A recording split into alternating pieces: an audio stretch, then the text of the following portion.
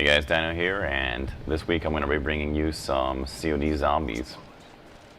So, I've talked about doing the zombie thing for a while. I'm excited about it just because for me it's kind of like, I don't know, I guess my return to consoles.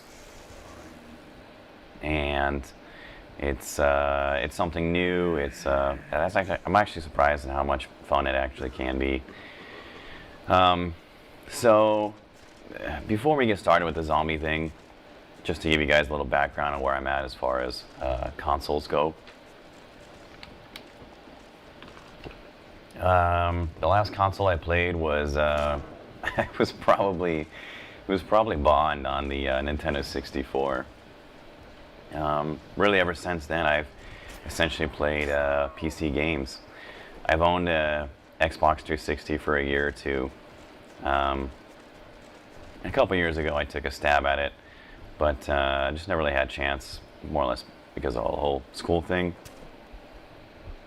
So, like I said, now I'm graduated, taking a go at it once again, and as I mentioned before, the consoles have so much going in their favor as far as being user-friendly that the more I play it, the more I enjoy it. So,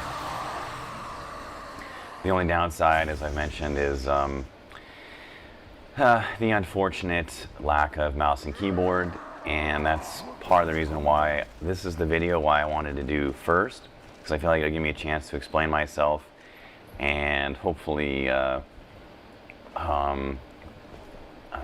explain why I feel like my console skills are pretty piss poor is the easiest way to put it. Essentially, I almost want to apologize. I feel like I'm damn near going to lose subscribers because of how poor I am at playing consoles. I feel like I'm very, very slow and everything is moving. It's like molasses on a fucking cold day, right? I mean, I just feel like I can't do anything. It's like playing when your hand's numb or something like that, as opposed to playing with a mouse and keyboard where I wouldn't hesitate to take certain shots, or I don't know, just the way you move and the way you look. I don't have the option to do that on a console because I have so few hours with the basically the controller. It feels so very foreign to me. So that's something that's a real big challenge for me. Even if I was playing a game that I'd played on PC, which obviously I don't know. Is Zombies on PC? I don't know. Good question. So that's a real big challenge for me, is just simply adapting to the controller styles. And it's going to be a bit slow going and a little painful to watch, so I apologize. But like I said, I'm working on it, and it's something that's going to take a long time to ramp up and approach anywhere near the skill level I feel like I have on PCs. So that being said, oh yeah, the last thing too, as far as controllers go, gosh, this is frustrating. The auto aim feature that basically pulls your gun and turns it towards zombies, or same thing towards bodies in COD. That is about as frustrating as it possibly gets, especially on zombies, even COD. I don't think there's any way to actually turn it off. From what I understand, talking to Bruce, you can turn the auto aim assist off, and I'm not exactly sure what that does, but he said it still pulls your gun towards them. Maybe to a lesser extent, I don't really know, but that's just what I've been told. So,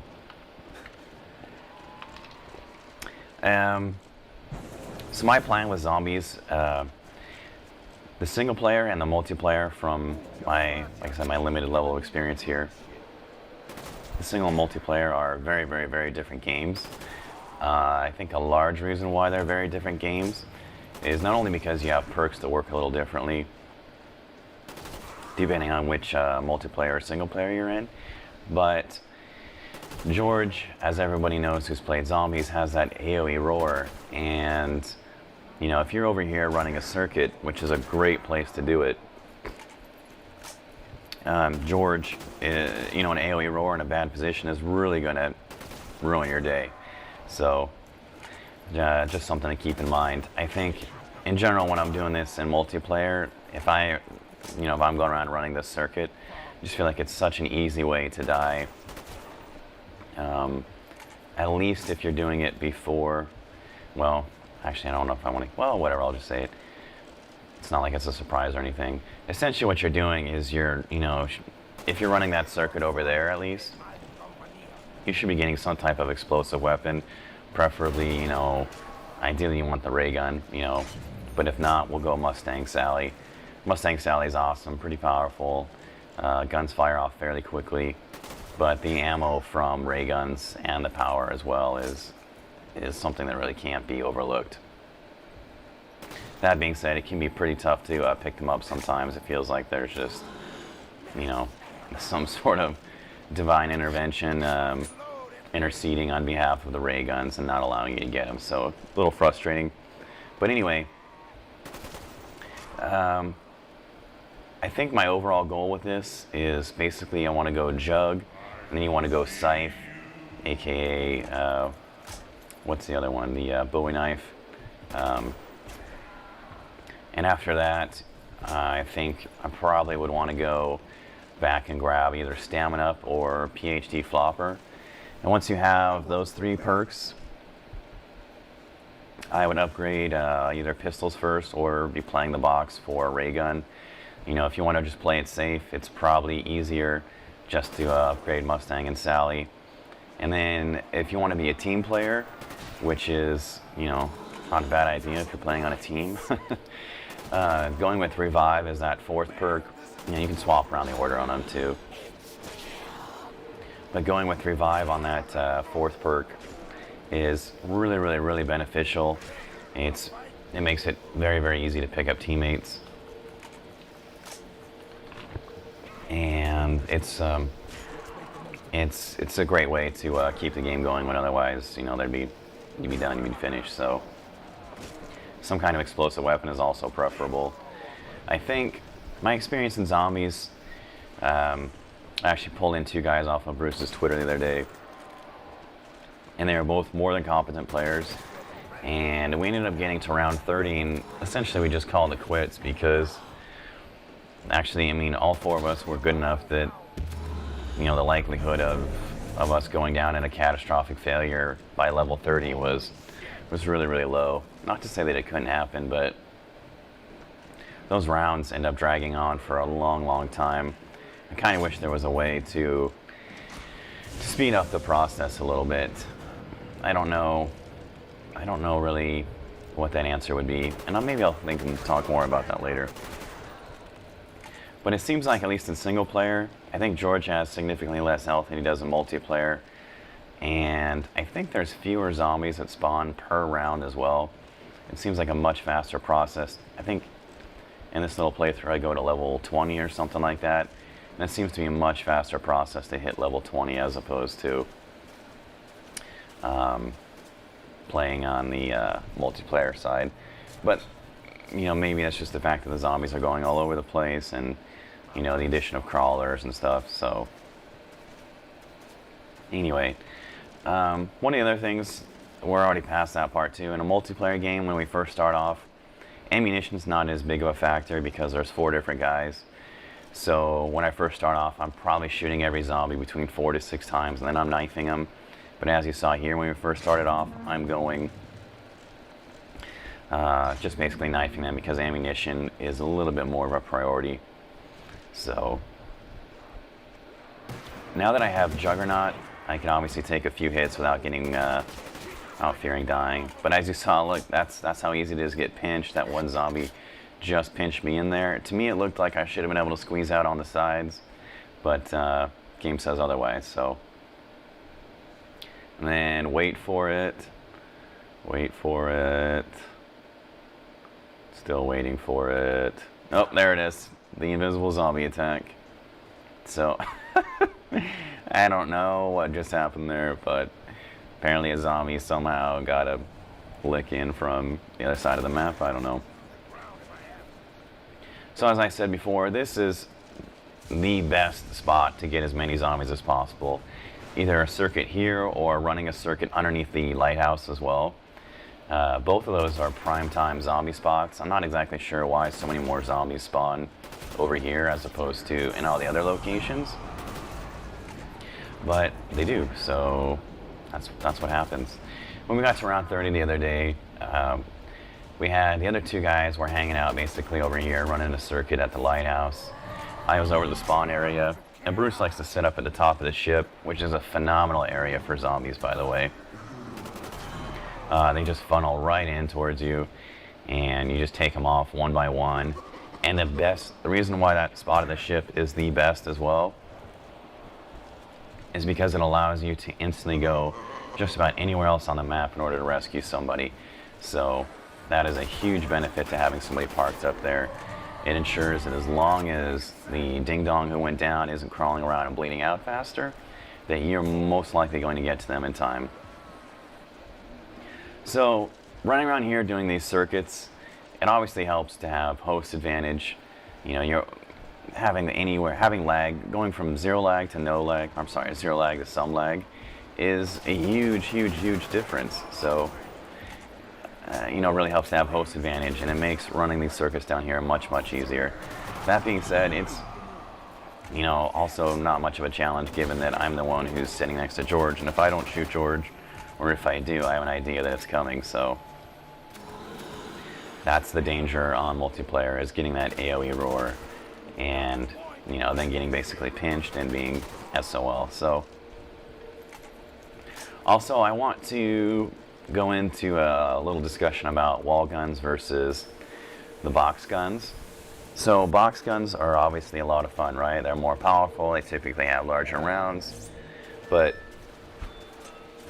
something most people don't tend to factor in is essentially that they have limited ammunition. You rely on ammo boxes. Not only that, but playing the box early on, which is what most people seem to do, and it really baffles me why they do it.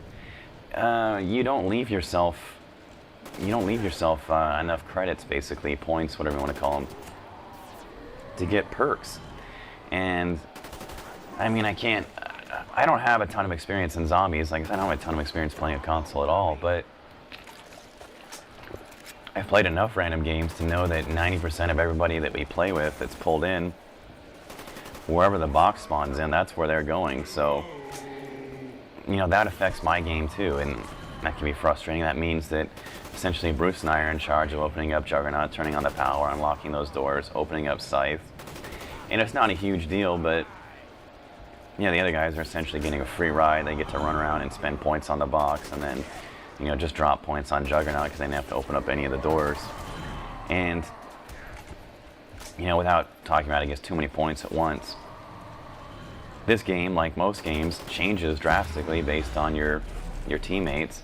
So if you have 4 guys that are spread out across the map doing their thing, you know, the zombies that you're getting are going to be a lot more steady and far fewer, which makes them easier to handle, as opposed to, say, wherever the box is spawning. If you have at least 2 guys over there jumping on top of that box and they're next to you as well, you're going to have a flood of zombies coming in. And it's not uncommon. I think the game that we played yesterday, by the end of the game, they had both gone down, I think, somewhere between 25 and 30 times a piece. It just baffles me why somebody would want to do that. It just doesn't make sense. It almost feels like people, like they could have saved a lot of money if they would have just made a slot machine zombies. You know what I mean? You load up and you basically play the slots, and that's what it feels like people are doing. And you get big guns, and then you just shoot at a bunch of targets that stand there. I don't know if people would pay the same amount of money just to play that, because that's what it seems like people like to do. Is they like that chance of getting those big guns, and of course, like, who wouldn't? But I don't know, just bizarre. It's, you know, when their longest round played is like round 9 or round 10, you know, and then you cross that magical boundary where you hit like 14 or 15, which is still really low, and they just start going down every other second. It's very bizarre. So this Scythe, the goal with the Scythe here is it's a one-shot kill, I think, until about level 10, and the goal is to simply pump as many rounds into their bodies without killing them. So you're getting the points from shooting them in the body, obviously, and then taking them down with a scythe to get those. I think it's 130 points to finish them off with the melee weapon. So that obviously, as you just saw, grabbing the ammo right there, it was another reason why this spot is just almost bar none the best. It has the wall gun that's right there, so you can never ever ever run out of ammo. And because of the way that you run this circuit, even if you run, you can essentially just go until you run completely out of ammo. And because of how slow the zombies are and how fast you are, especially with stamina up, I almost feel stamina up is overpowered in zombies. You just make your little circuit, come back, and buy more ammo when you need it. So it's the spot is pretty amazing. To go back a little bit on the AoE roar, I think my only real complaint with zombies, at least on this map, is Call of the Dead, is the AoE roar. I don't know. I just don't know if I'm a big fan of that.